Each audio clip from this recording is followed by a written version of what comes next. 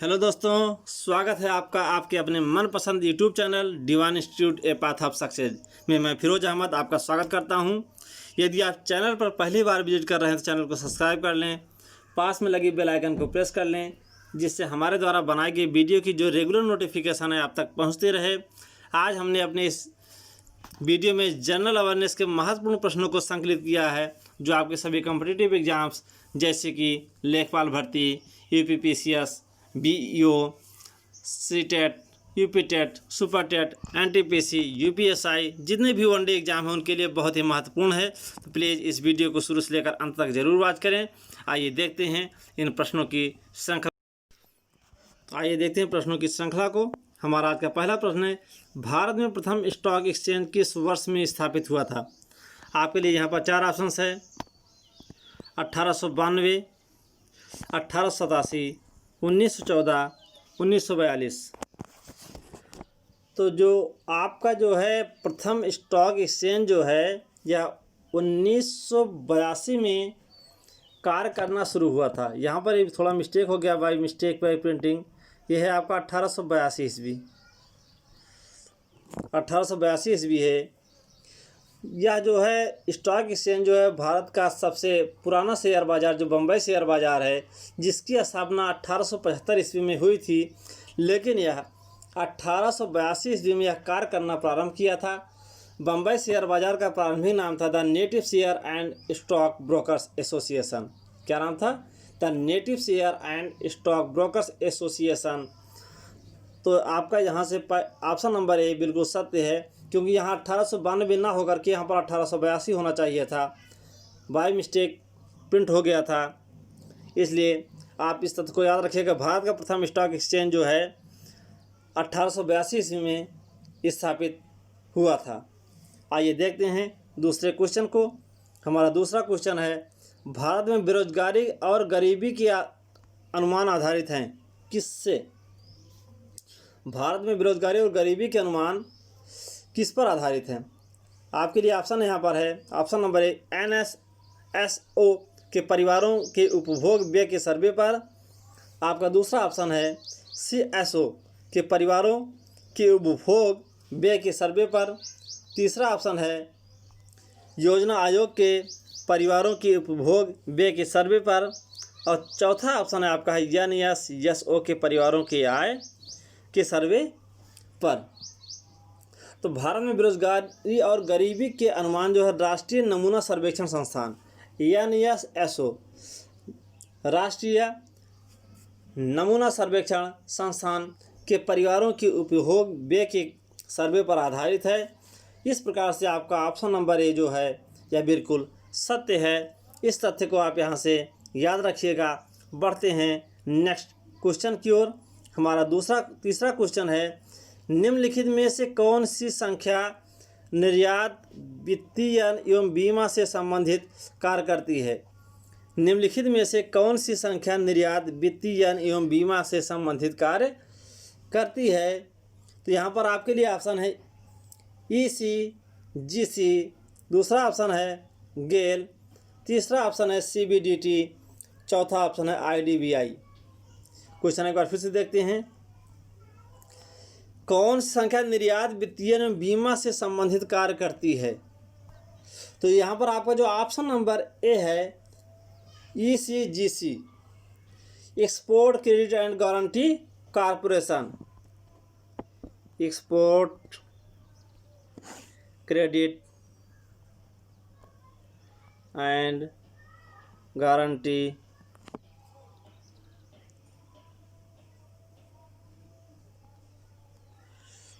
Corporation.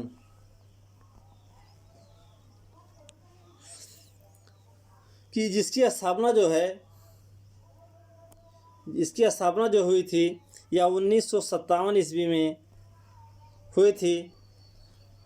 इसका हिंदी नाम निर्यात साख गारंटी निगम। यह भारत एवं विश्व में मान्यता प्राप्त सार्वजनिक क्षेत्र की संस्था है।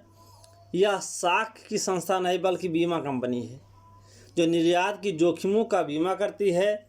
यह निर्यात से पूर्व गारंटर का काम भी करती है तथा भुगतान न होने पर स्वयं भुगतान भी करती है। जो इसका जो मुख्यालय है वह कहाँ पर है? वह जो है दिल्ली में है। इसका मुख्यालय कहाँ पर है? इसका मुख्यालय दिल्ली में है। इस तथ्य को आप याद रखिएगा। बढ़ते हैं नेक्स्ट क्वेश्चन की ओर। हमारा नेक्स्ट क्वेश्चन है, एक मार्क एक्ट भारत में कब लागू किया गया? एक मार्क एक्ट भारत में कब लागू किया गया? आपके लिए ऑप्शन है 1937 में, 1952 में, 1965 में, 1957 में।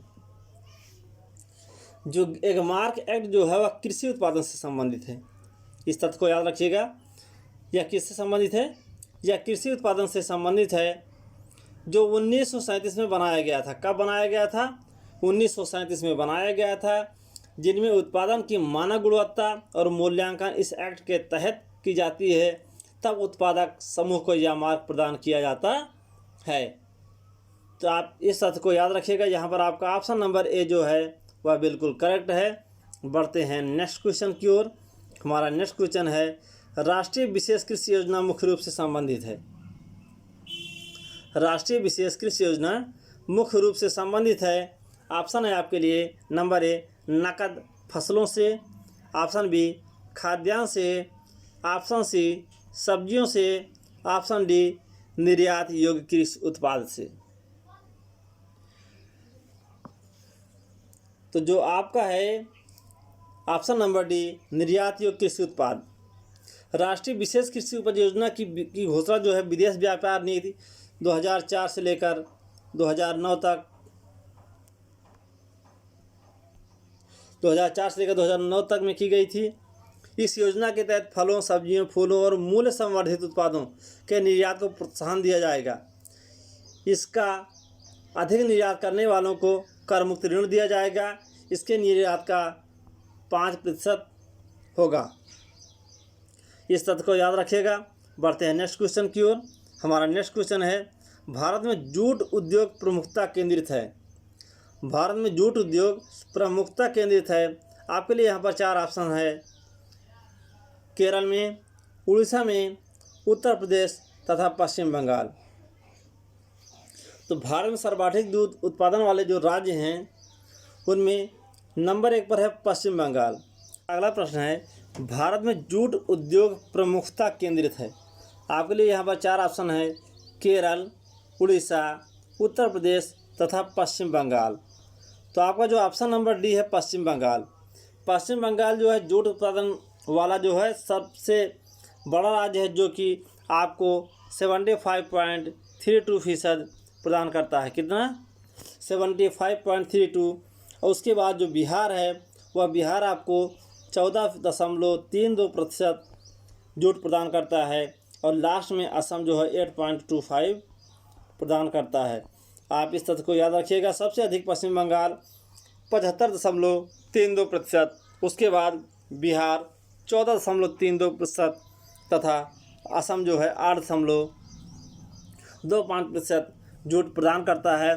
भारत में जूट को सोने का रेशा कहा जाता है, गोल्डन फाइबर। जूट को सोने का रेशा कहा जाता है। भारत में जूट का जो प्रथम कारखाना लगा था वह 1859 ईस्वी में पश्चिम बंगाल में लगा था। कब लगा था?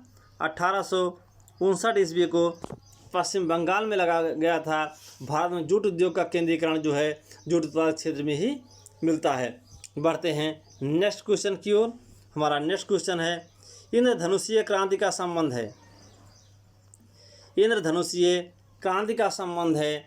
आपके लिए यहाँ पर ऑप्शन है, हरित क्रांति से, श्वेत क्रांति से, नीली क्रांति से या उपरोक्त सभी से।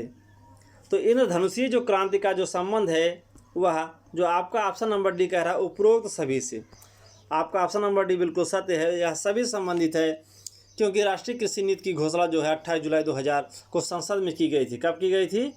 28 जुलाई 2000 को संसद में की गई थी।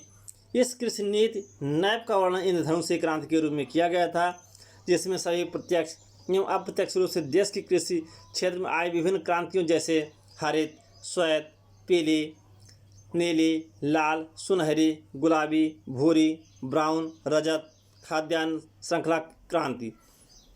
जैसे आपका हरित में खाद्यान्न उत्पादन होता है, श्वेत में दुग्ध होता है, पीली में तिलहन होता है और नीली में मत्स्य होता है, लाल में मांस और टमाटर आता है, सुनहरे में फलों का उत्पादन जैसे कि सेब, गुलाबी में प्रॉन जैसे पिंक प्रॉन कहते हैं, गुलाबी भूरी, उर्वरक जैसे ब्राउन में रजत, अंडे मुर्गी आ जाते हैं।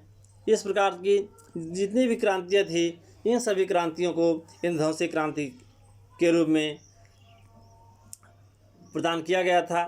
इंद्रधनुषी क्रांति का रूप दिया गया था रेनबो रिवॉल्यूशन। देखते हैं नेक्स्ट क्वेश्चन को, इस तथ्य को याद रखिएगा जो इसकी घोषणा हुई थी 28 जुलाई 2000 को हुई थी।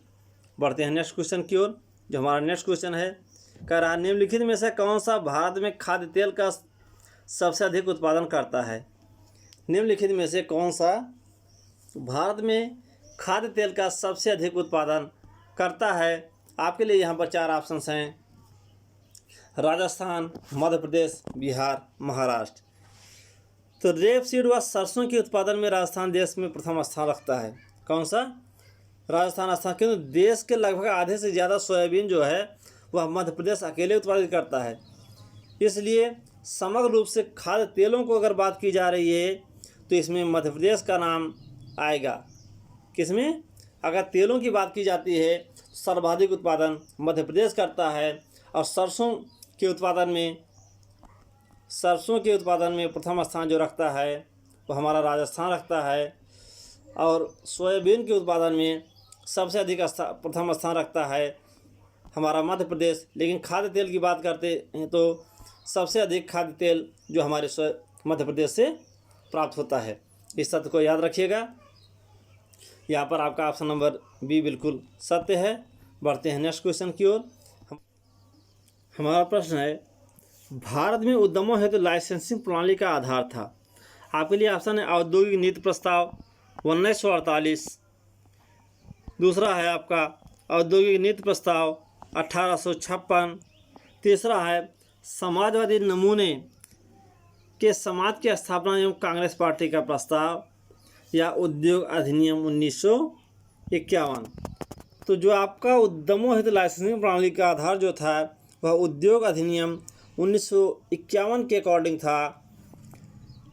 1966 में हजारी समिति का गठन 1951 के औद्योगिक विकास एवं विनियमन अधिनियम की जांच करने के लिए किया गया था। उद्योगों को लाइसेंस प्रदान करने वाली नीति की जांच के लिए सरकार ने 1969 में दत्त समिति का गठन किया था। तो लाइसेंसिंग प्रणाली का आधार जो है उद्योग अधिनियम 1951 में सरकार को नए उद्योगों की स्थापना एवं स्थापित उद्योगों में विविध प्रकार के उत्पादों के लिए लाइसेंस प्रदान करने का अधिकार दिया गया था। इस तथ्य को याद रखिएगा। बढ़ते हैं नेक्स्ट क्वेश्चन की ओर। नेक्स्ट क्वेश्चन हमारा है, राष्ट्रीय विनिर्माण नीति भारत सरकार द्वारा आरंभ की गई थी। राष्ट्रीय विनिर्माण नीति भारत सरकार द्वारा आरंभ की गई थी। आपके लिए ऑप्शन है 2010, 2011, 2012 और 2013। तो राष्ट्रीय विनिर्माण नीति भारत सरकार द्वारा 2011 में आरंभ की गई थी। कब की गई थी? 2011 में आरंभ की गई थी। इसके तहत अगले 10 वर्षों में 2020 देश के सकल घरेलू उत्पाद में इस क्षेत्र की हिस्सेदारी को 16% के मौजूद स्तर को बढ़ाकर 25% कर दिया गया था। 25% करने का लक्ष्य रखा गया है। वर्ष 2020 तक इस क्षेत्र में रोजगार के 10 करोड़ नए अवसर सृजित करने का लक्ष्य भी नए विनिर्माण नीति में तय किया गया है। इस तथ्य को याद रखिएगा। बढ़ते हैं नेक्स्ट क्वेश्चन की ओर। नेक्स्ट क्वेश्चन हमारा है, भारत में निम्न में से किसका निर्यात सर्वाधिक है? भारत में निम्न में से किसका निर्यात सर्वाधिक है? आपके लिए ऑप्शन है कृषि एवं संबद्ध उत्पाद, ऑप्शन 2 अभियांत्रिकी माल, ऑप्शन 3 वस्त्र और ऑप्शन 4 रसायन एवं संबंधित उत्पाद। तो आपका जो ऑप्शन नंबर भी है अभियांत्रिकी माल, आपका जो अभियांत्रिकी माल है ये आपका ऑप्शन नंबर सही है। भारत द्वारा अनेक देशों को निर्यात किए जाने वाले सामानों में जो अभियांत्रिकी माल है यह सर्वाधिक होता है। आर्थिक समीक्षा 2016-17 के अकॉर्डिंग 2015-16 में शीर्ष निर्यात वाली जो मदे मशीनरी, परिवहन एवं लोहा सहित धात्विक विनिर्माण, रत्न, आभूषण, रसायन एवं संबद्ध उत्पाद, सिलाई, वस्त्र। जैसे वर्तमान में 2018-19 के आंकड़ों के अनुसार भारत में निर्यात के सर्वाधिक योगदान देने वाली वस्तुएं जो थी, जैसे पेट्रोलियम उत्पाद, इनका कितना था उत्पाद? इनका पेट्रोलियम का 14.1% था। मोती मूल्यवान अर्ध मूल्यवान पत्थर का कितना था? 7.78% था। जैसे ड्रग, फार्मुलेशन, जैविक पदार्थ, इनका था 4.36%। जैसे स्वर्ण एवं अन्य मूल्यवान धातु जो थे, इनके आभूषण जैसे बनाए गए थे, इनका उत्पादन कितना निर्यात था? 3.92। और जैसे लोहा और इस्पात, इनका था 2.95 तथा जैविक और रसायन जो थे, इनका कितना था? 2.83% था। तो सर्वाधिक योगदान वाली जो वस्तुएं थी पेट्रोलियम उत्पाद, इसमें सबसे अधिक था। अभियांत्रिकी माल आपका ऑप्शन नंबर भी बिल्कुल सत्य है, इस तथ्य को याद रखिएगा। बढ़ते हैं नेक्स्ट क्वेश्चन की ओर। हमारा नेक्स्ट क्वेश्चन है, आयात की प्रक्रिया आरंभ होती है। आयात की प्रक्रिया आरंभ होती है इंडेंट से, मेट की रसीद से, सामुद्रिक बीमा से या जहाजी बिल से। तो आयात की जो प्रक्रिया आरंभ होती है वह होती है इंडेंट से। किससे होती है? इंडेंट से होती है। आयातक द्वारा सर्वप्रथम भारतीय रिजर्व बैंक के पास आयात हेतु अभीष्ट विदेशी विनिमय हेतु प्रार्थना पत्र देता है। विदेशी विनिमय की स्वीकृति के उपरांत आयातक इंडेंट के द्वारा निर्यात को आपूर्ति हेतु आज्ञाप्ति करता है, जिससे आयात की प्रक्रिया की शुरुआत होती है। बढ़ते हैं नेक्स्ट क्वेश्चन की ओर। नेक्स्ट क्वेश्चन हमारा है,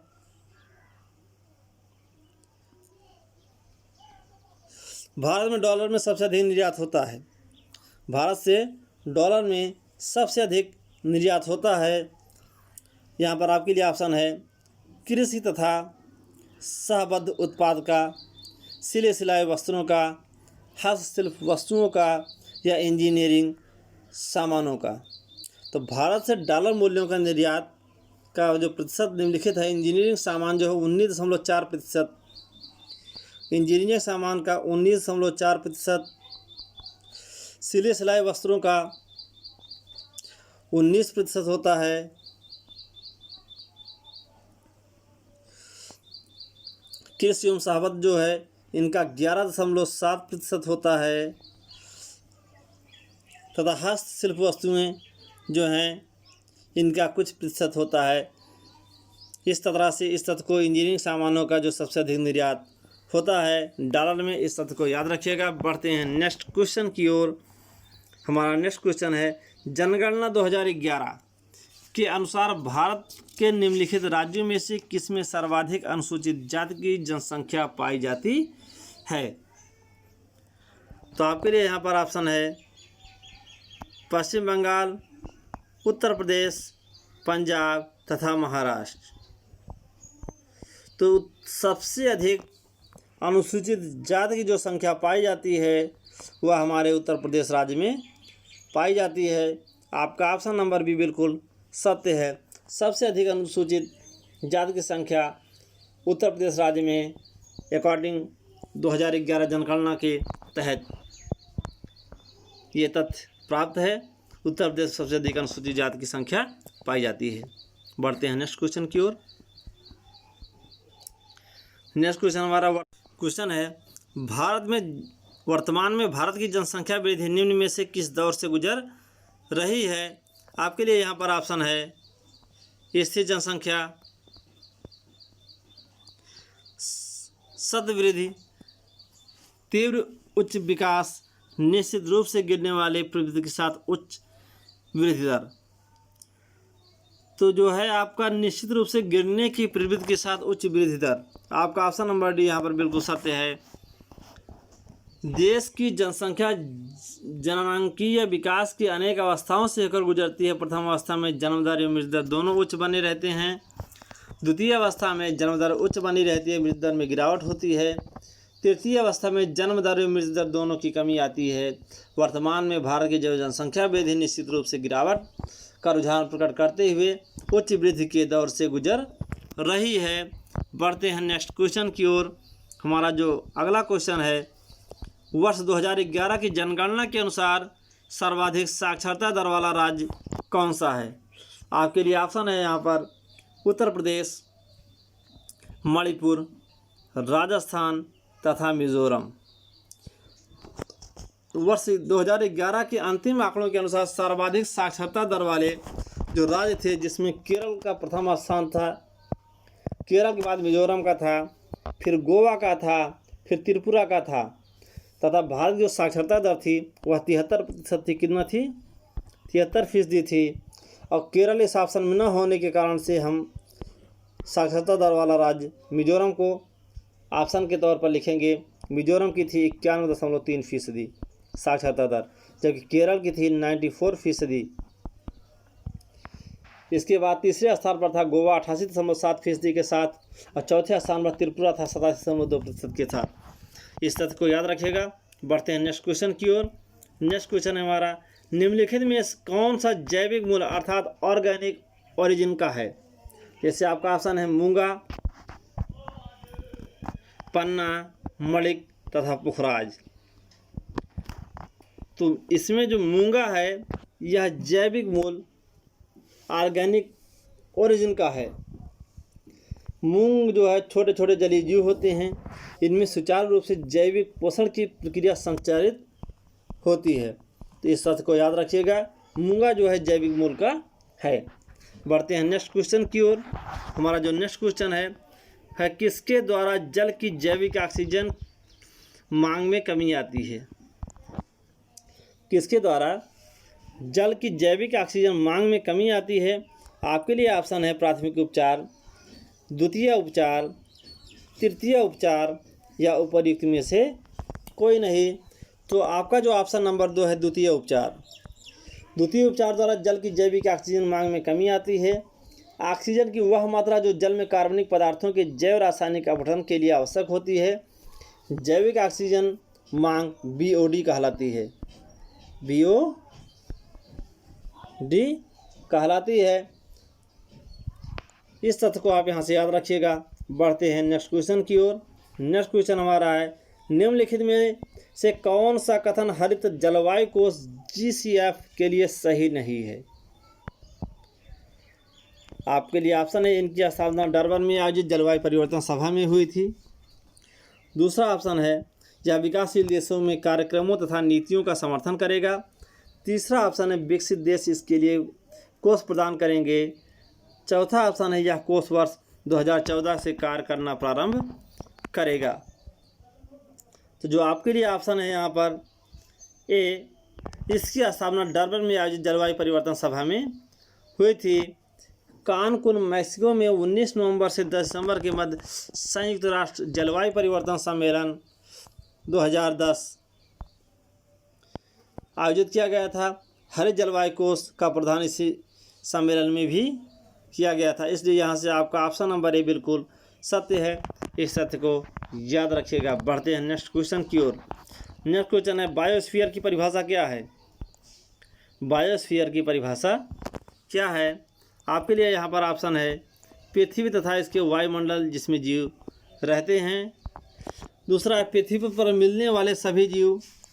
तीसरा है, पृथ्वी के सभी पादप। चौथा, पृथ्वी के सभी जंतु।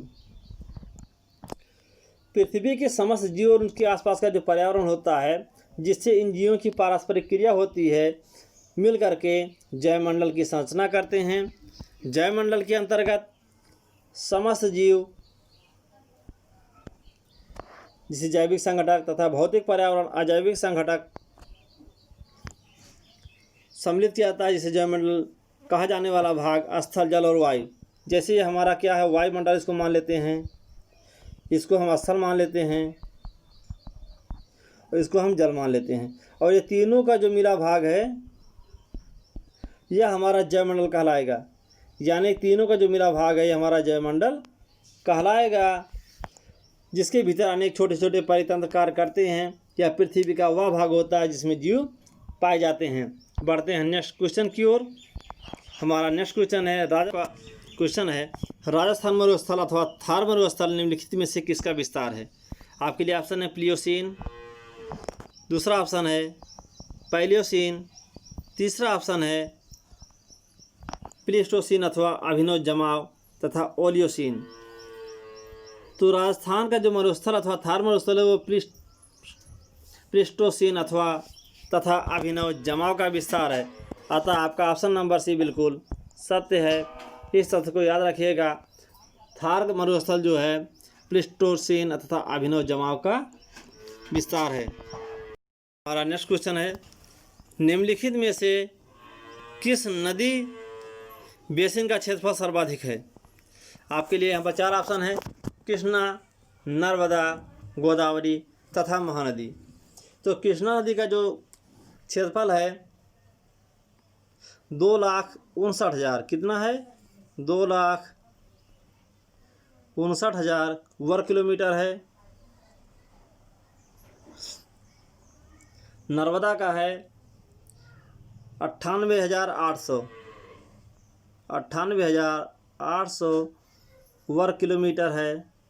गोदावरी का है 3,12,800 किलोमीटर स्क्वायर तथा महानदी का है 1,41,600 किलोमीटर स्क्वायर। तो जो कह रहा नदी बेसिन का क्षेत्रफल सर्वाधिक है तो वो है गोदावरी का। गोदावरी का जो है 3,12,800 वर्ग किलोमीटर के क्षेत्रफल में यह फैला हुआ है। आइए देखते हैं नेक्स्ट क्वेश्चन को। हमारा नेक्स्ट क्वेश्चन है, निम्नलिखित में से कौन सही सुमेलित नहीं है? निम्नलिखित में से कौन सही सुमेलित नहीं है?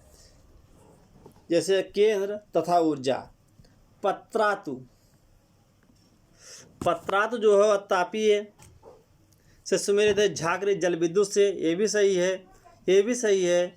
कल्पक्कम जो है वह नाभिकीय से संबंधित है। जो कोरबा जो है या पवन, ये हमारा सुमेलित नहीं है।